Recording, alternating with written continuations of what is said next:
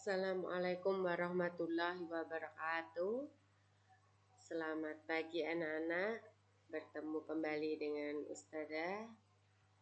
Pada kesempatan kali ini kita melanjutkan pembelajaran yang kemarin, masih pada tema 2 dan subtema yang pertama. Hari ini kita masuk ke pembelajaran yang keempat. Tema 2 adalah udara bersih bagi kesehatan, dengan subtema 1 yang kita bahas adalah cara tubuh mengolah udara bersih. Pokok bahasan yang akan kita bahas pada pembelajaran hari ini ada 3. Yang pertama adalah kita mengulang kembali mengklasifikasikan informasi dari teks. Yang kedua, jenis usaha pada bidang jasa.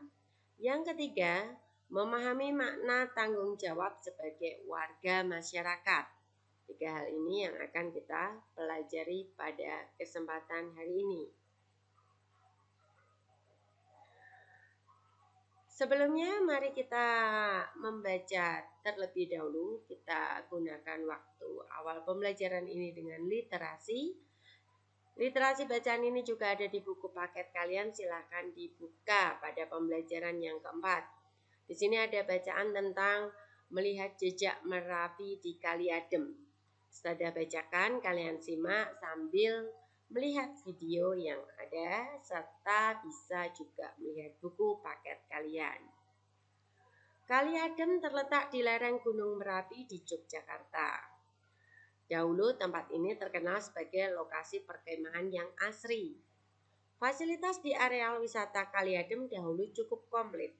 Ada pendopo, gedung pertemuan, kios-kios, warung, gardu pandang, lapangan untuk perkemahan, toilet, dan sebagainya.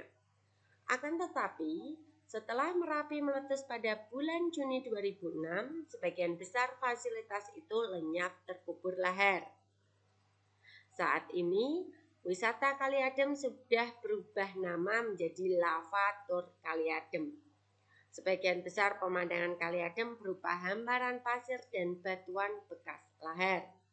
Di sana ada bunker atau rulinda atau ruang lindung darurat.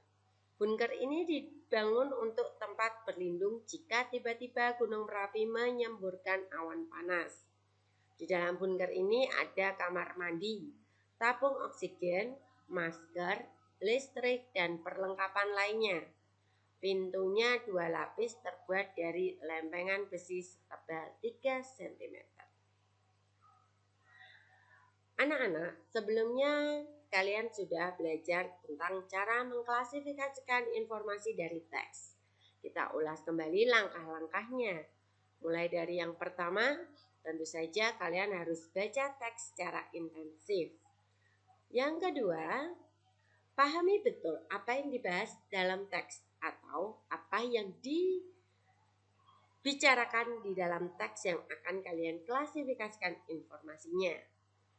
Yang ketiga adalah buatlah pertanyaan dan menjawabnya berdasarkan teks. Jadi jika kalian bisa membuat pertanyaan kemudian mencari jawaban di dalam teks, tentu kalian bisa mengklasifikasikan informasi dari teks.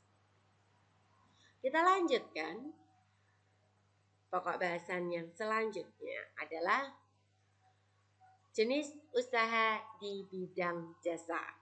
Banyak sekali jenis-jenis usaha di bidang jasa, antara lain perbankan, keuangan, asuransi, kesehatan, dan hukum. Nah, yang akan kita bahas di sini adalah jenis usaha bidang jasa, contohnya pariwisata. Pesatnya jasa pariwisata didukung potensi panorama alam Indonesia yang elok. Objek wisata alam yang ada di Indonesia banyak sekali. Contohnya danau, pantai, bukit, pegunungan, gunung, suaka alam, serta flora dan fauna. Berkembangnya sektor pariwisata menumbuhkan usaha-usaha penunjang jasa pariwisata. Apa saja usaha penunjang jasa pariwisata itu? Yang pertama adalah pengelola jasa penginapan, contohnya hotel, motel, wisma, dan losmen. Anak-anak, tentu saja kalian tahu jika kalian menuju ke suatu objek wisata dan ingin berwisata di tempat tersebut dalam jangka waktu lebih dari 1 hari, misalkan 2-3 hari atau beberapa hari, tentu kalian akan mencari yang namanya jasa penginapan. Dan tentu saja jasa penginapan di tempat wisata mudah akan kita temukan. Yang kedua adalah usaha penjualan barang cenderamata atau souvenir. Ini juga sering kita lihat di tempat-tempat wisata. Cenderamata atau souvenir yang dijual tentunya adalah barang-barang khas produk daerah tersebut.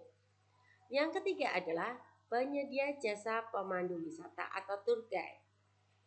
Jasa pemandu wisata ini akan sangat bermanfaat bagi para wisatawan. Karena apa? Karena para wisatawan yang datang ke tempat wisata tentu belum mengetahui betul tata letak wisata tersebut. Nah, mereka pemandu wisata akan memandu para wisatawan untuk dapat mengenali objek-objek wisata tersebut. Nah, ini akan sangat bermanfaat bagi para wisatawan. Yang keempat adalah penyedia jasa pariwisata dan transportasi. Kita lanjutkan. Memahami makna tanggung jawab sebagai warga masyarakat. Pada pembelajaran sebelumnya kita tahu tanggung jawab kita sebagai warga masyarakat.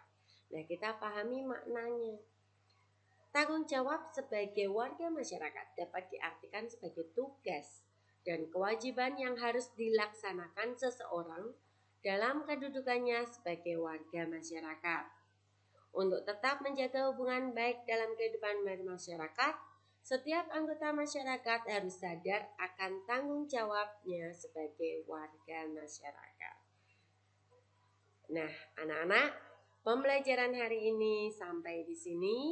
Semoga apa yang Ustazah sampaikan hari ini bermanfaat dan bisa kalian pahami. Yang selanjutnya kita akan bertemu pada pembelajaran yang kelima. Tetap jaga kesehatan dan tetap rajin belajar meskipun kalian belajar di rumah. Saya akhiri, wassalamualaikum warahmatullahi wabarakatuh.